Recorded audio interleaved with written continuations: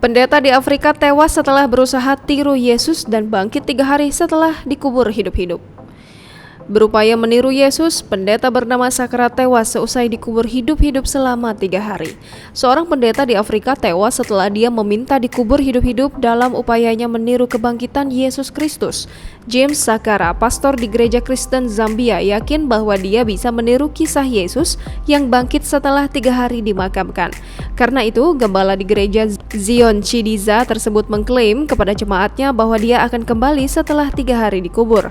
3 orang jemaat kemudian membantunya menggali kuburan untuknya dan memakamkan si pendeta hidup-hidup.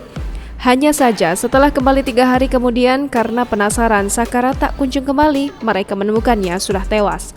Melihat tubuh pastor berusia 22 tahun itu tak bergerak, beberapa jemaat berusaha melakukan latihan kebatinan untuk menghidupkannya tetapi gagal.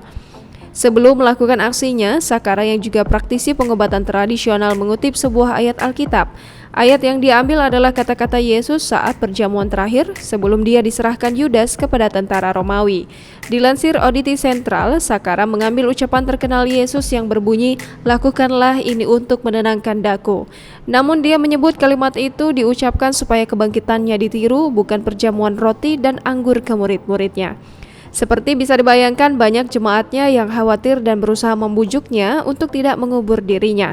Namun 3 orang akhirnya bersedia membantu Sakara.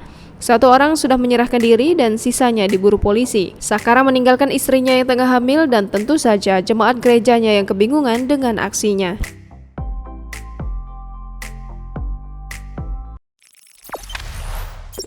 Jangan lupa subscribe, share, komen, dan like ya!